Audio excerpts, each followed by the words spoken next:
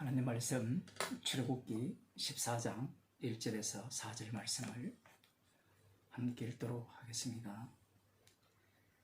여호와께서 모세에게 일러 가라사대 이스라엘 자손을 명하여 돌쳐서 바다와 믹돌 사이의 비아히롯 앞 곧 바알스본 맞은편 바닷가에 장막을 치게 하라.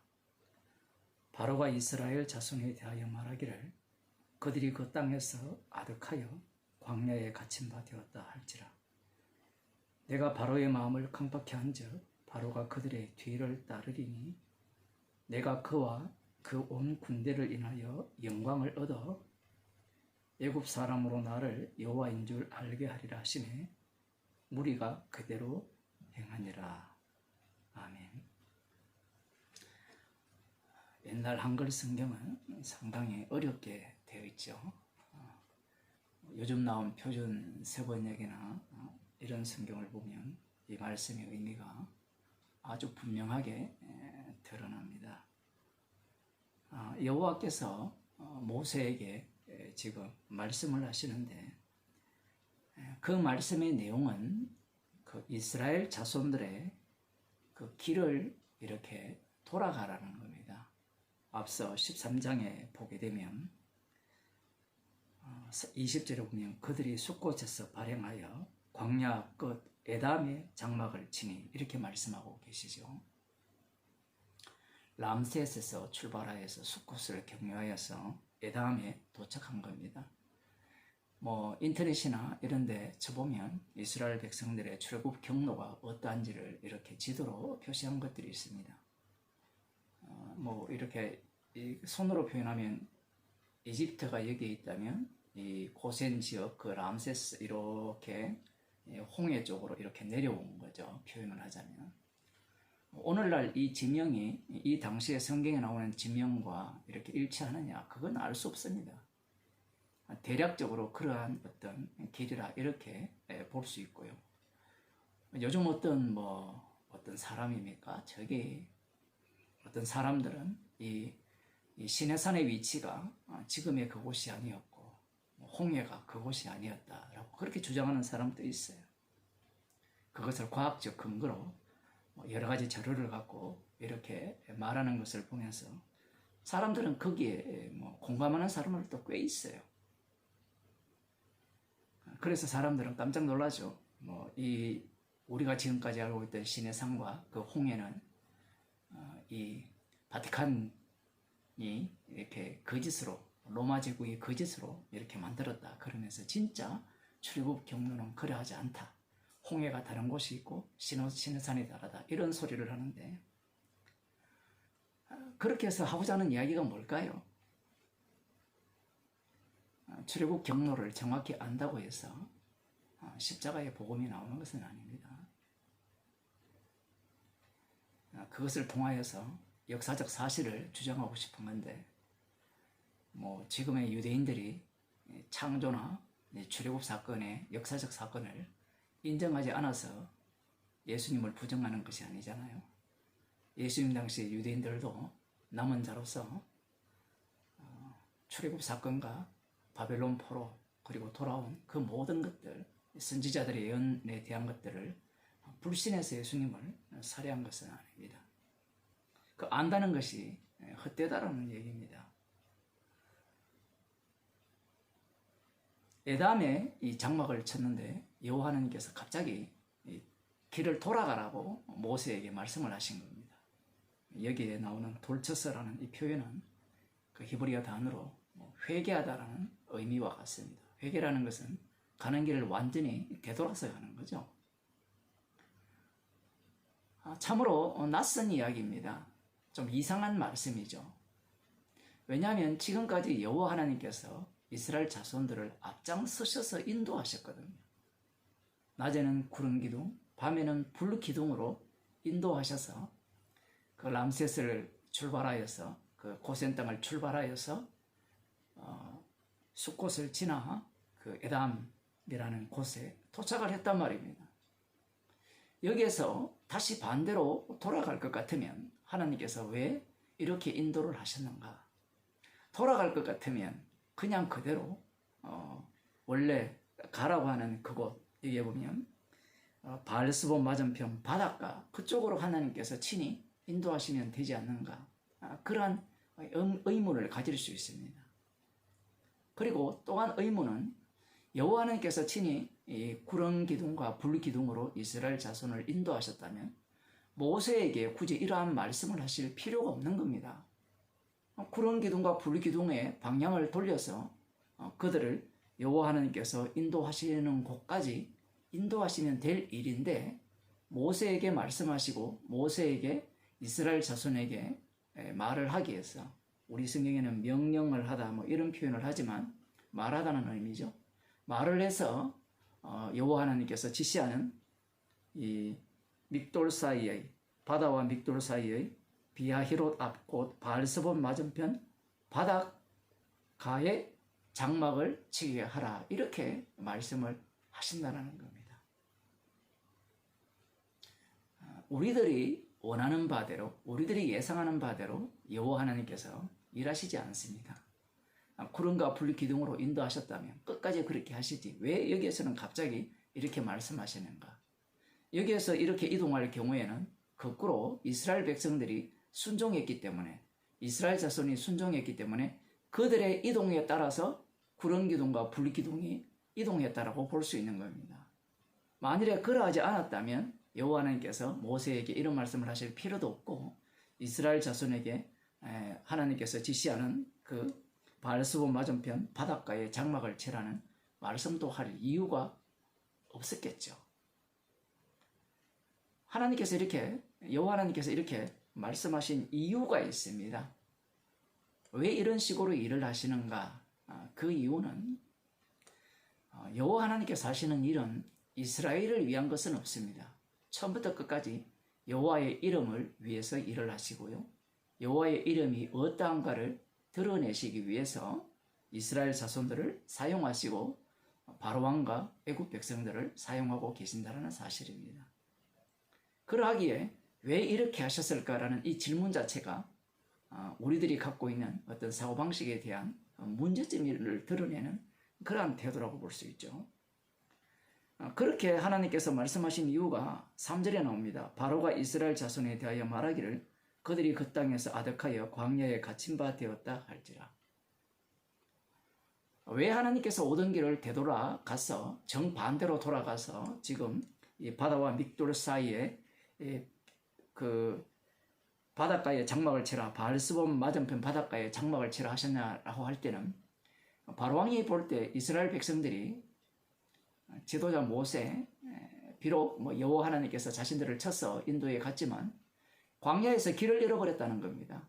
길을 잃어서 다시 이렇게 갔던 길을 되돌아와서 이 바닷가에 장막을 치니까 이 바로왕 생각에는 그들이 광야에서 길을 잃어버렸고 그래서 헤매고 있다라는 그러한 어떤 생각을 갖도록 하기 위해서, 여기 보면 광야에 갇힌 바 되었다 이렇게 표현하는 이유는, 이 바로왕이 이들이 갇혔으니까 쫓아가서 저들을 죽이도록, 이들을 살해하도록 그러한 어떤 마음을 품도록 여호와 하나님께서 조치하시기 위해서 지금 이 바닷가에 장막을 치라는 명령을 하신 겁니다.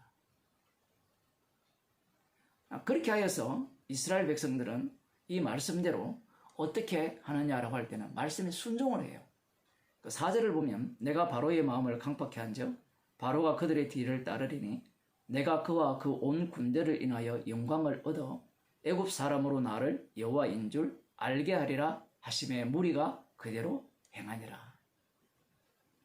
참으로 놀라운 일이죠. 이스라엘 백성들은 불순종만 할 줄 알았는데 여기에서는 여호와께서 모세를 통하여 하신 말씀대로 그대로 순종을 했습니다. 그렇게 순종한 이유는 여호와 하나님께서 말씀하신 대로 바로가 그들의 뒤를 따르리니 이스라엘 자손들을 따른다라는 거죠. 내가 그와 그 온 군대를 인하여 영광을 얻어 애굽 사람으로 나를 여호와인 줄 알게 하리라. 이스라엘 자손들은 이미 배웠습니다. 여러 차례 배웠거든요. 여호와 하나님께서 모세를 통하여서 바로에게 말씀하실 때 여호와인 줄 알게 하리라, 여호와인 줄 알게 하리라, 여러 차례 말씀하신 그러한 어떤 내용을 알고 있기 때문에 지금 이 여호와께서 하시는 이 말씀, 그리고 그들 앞에는 불과 기둥으로 여호와께서 친히 인도하신 그러한 경험을 했기 때문에 이들은 여호와께서 그들의 바로의 군대로 인하여 영광을 얻을 것이라는, 그러면서 애굽 사람으로 나를 여호와인 줄 알게 할 것이라는 이 말씀의 의미를 이들은 짐작하고 있었다는 사실입니다. 그러나 우리가 내일 볼지 모레 볼지 모르겠지만 그들의 짐작은, 그들의 예상은 완전히 빗나가 버리죠. 하나님께서 여호와인 줄 알게 하리라 말씀하신 이후에 행하신 일들을 그들이 두 눈으로 목격을 했습니다.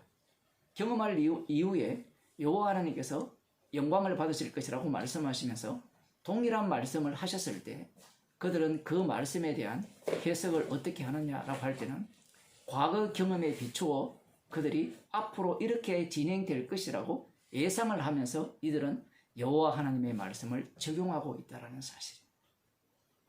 사람들이 큐티 같은 걸 하면 적용하는 걸 되게 좋아하죠. 새벽 기도를 해도 마찬가지죠.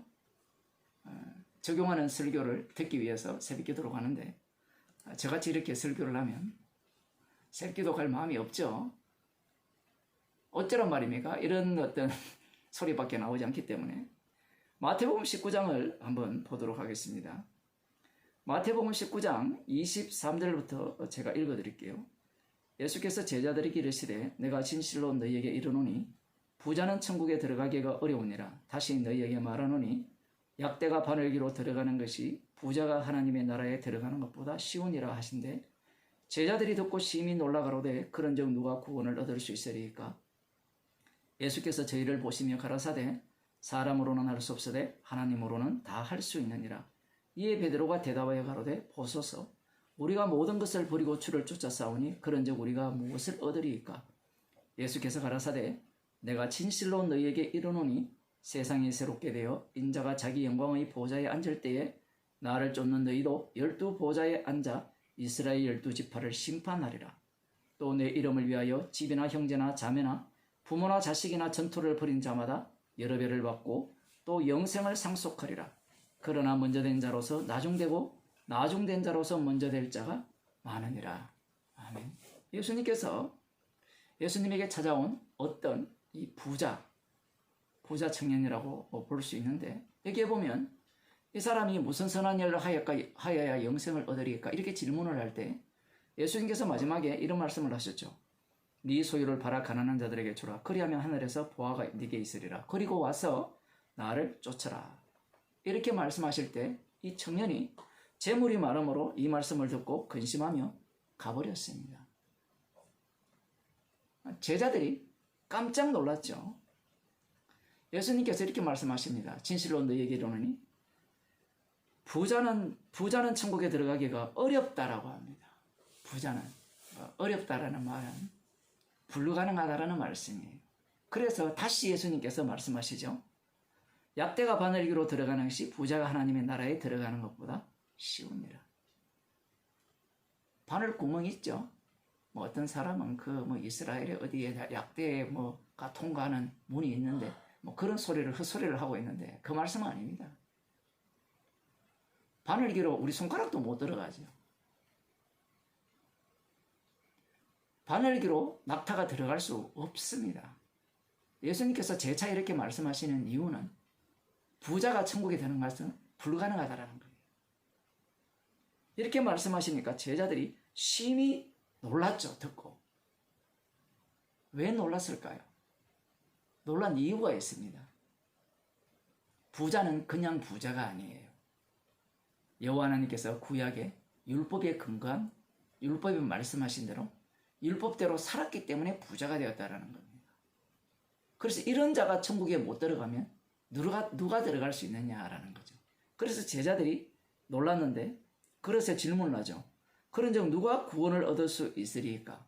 말씀대로 살아서 부자가 되었다면 당연히 천국에 들어가야 되는데 누가 구원을 얻을 수 있습니까? 라고 질문을 해요.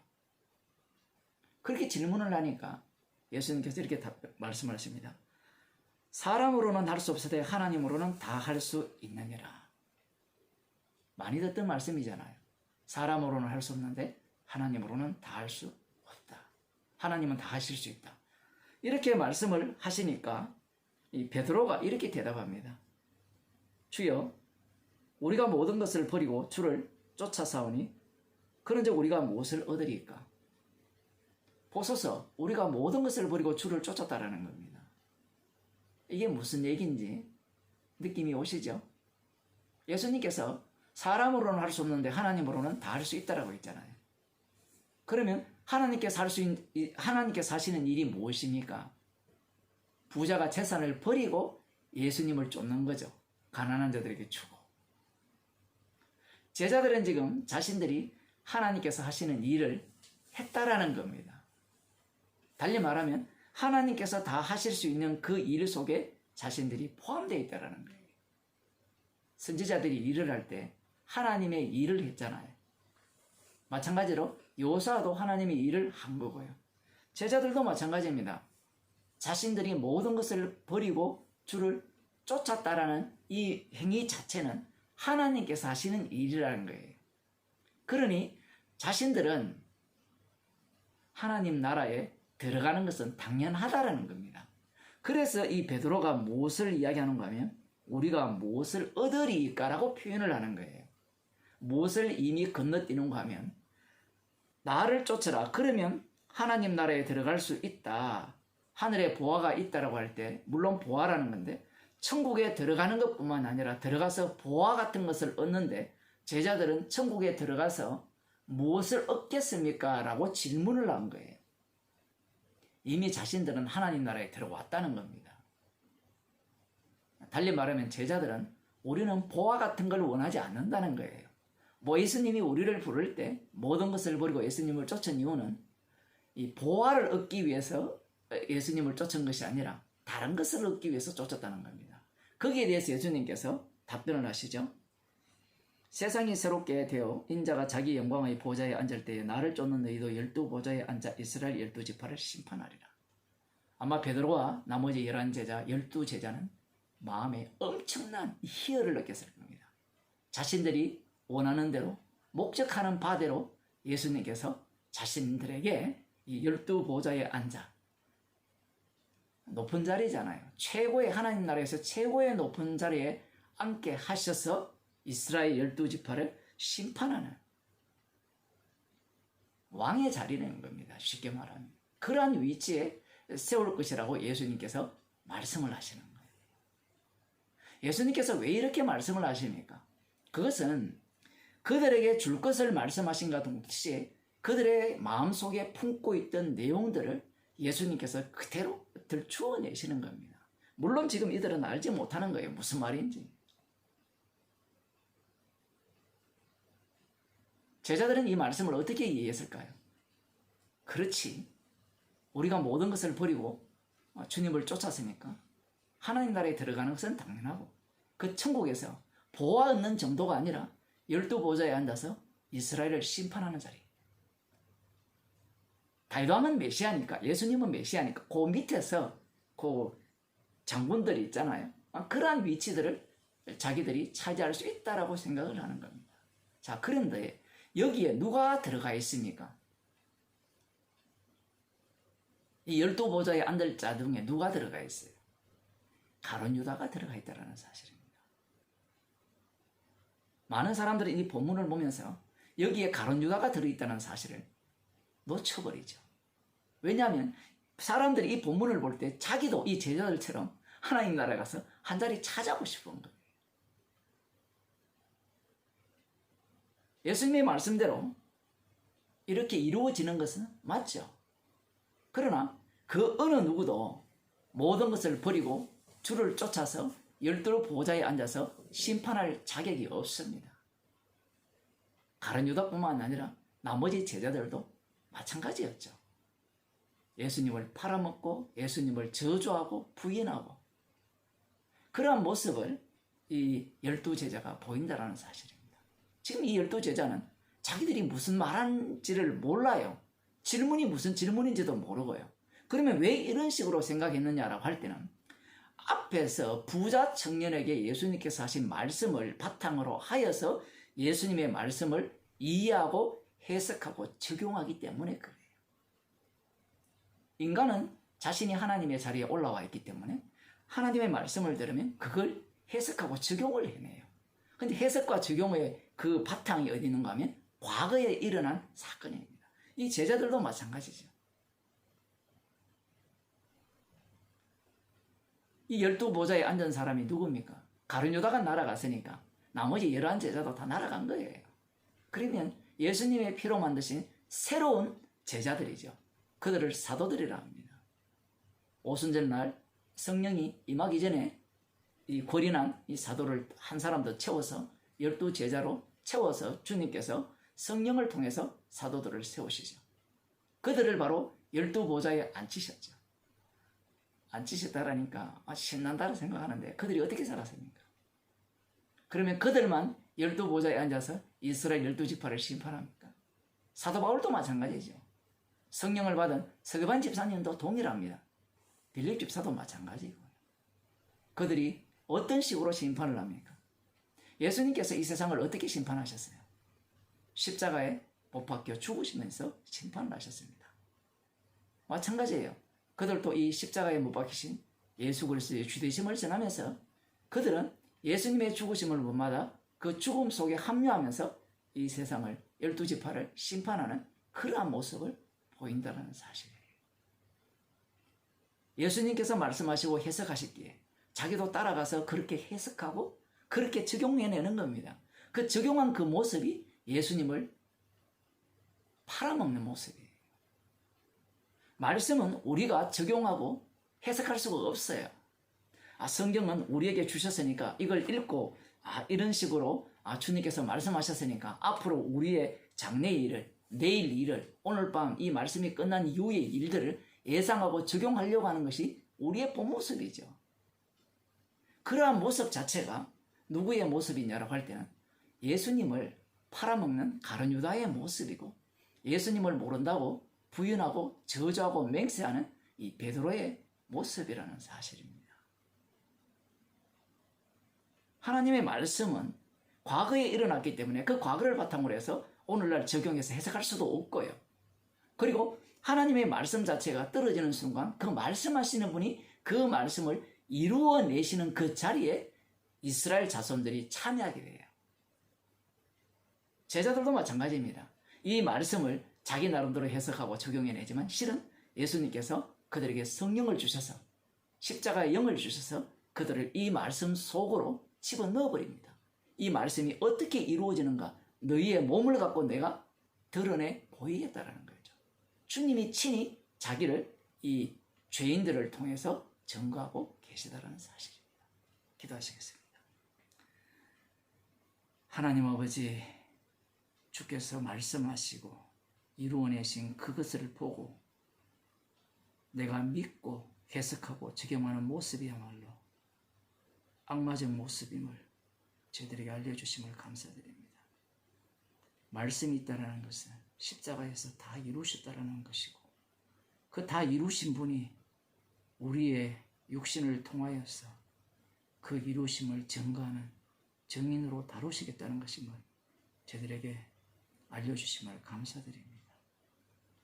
우리의 인생이 십자가에 다 이루심이 드러나는 인생이 되게 하여 주옵소서. 예수님 이름으로 기도드립니다.